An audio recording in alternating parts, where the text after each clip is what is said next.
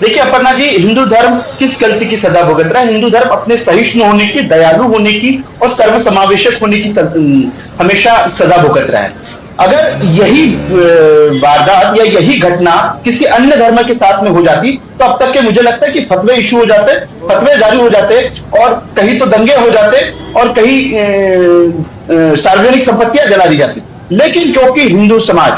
और सनातन धर्म ये हमेशा से सर्वसमावेशक रहा है, सभी को मानने वाला रहा है और सभी धर्मों का मान सम्मान बढ़ाने वाला रहा है, क्योंकि हम सर्वधर्म समभाव की बात करते हैं और हमारे गीता में भी उपदेश है कि सभी को साथ में लेकर चलना है। किंतु कुछ धर्म विशेष लोग या पूर्ववर्ती सरकारें निश्चित रूप से कहीं ना कहीं उनका आश्रय रहा है कि जब सनातन विरोध की बात होती रही है या हिंदू धर्म को HIV एड्स या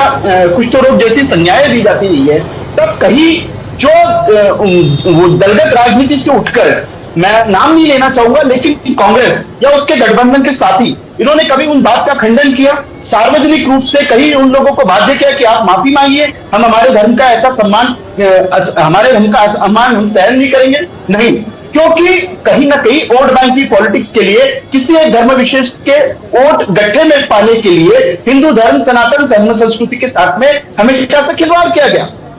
दूसरी बात अपर्णा जी, दूसरी बात, 500 वर्षों से हमारे रामलला टेंट में थे, 70 वर्षों से कोर्ट केस चल रहा था, तब किसी धर्म विशेष की बात हुई थी? रामलला तो इस धर्म संस्कृति का आधार थे, भारत की सनातन संस्कृति का आधार थे, लेकिन पूर्ववर्ती सरकारें वो सारे कोर्ट केस को अटकाने, लटकाने, भटकाने का काम किया। जब अब रामलला का भव्य दिव्य मंदिर बन रहा है, तब ये लोग खड़े हो रहे कि राम हमारे भी है। जब आपका वास्तव में रामलला में के अस्तित्व को आप स्वीकारते थे, तब सुप्रीम कोर्ट में ऑन एफिडेविट ऑन ओथ जब ये बात कही जा रही थी कि रामलला का अस्तित्व नहीं है, माइथोलॉजिकल कैरेक्टर है, तब क्यों नहीं इन लोगों ने विरोध किया? तो ये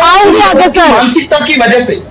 अपर्णा जी, जिस देश में प्रधानमंत्री 70 वर्षों तक मथुरा जाने की हिम्मत ना करे, हमारे कृष्ण लला की राम जन्मभूमि जाने की हिम्मत ना करे, उस देश में हिंदू धर्म के साथ में ऐसा ही होगा। देखिए, पहली बार लोकतंत्र के इतिहास में कोई सरकार, चुनी हुई सरकार हिम्मत कर रही है कि जो उसकी आइडियोलॉजी है, जो उसका विचार है और ये देश का विचार है सनातन, उसको स्वीकृत, सामान्य रूप से स्वीकृति और देने की कोशिश कर रही है। जब जब इस देश में गीता उपदेश पाठ्यक्रमों का हिस्सा बनाने की बात आती है, सनातन को पाठ्यक्रमों में शामिल करने की बात आती है, एजेंडा भारी लोग सेकुलरिज्म का झंडा उठा लेते, तब तक उस देश में सनातन पे हमले होते रहेंगे।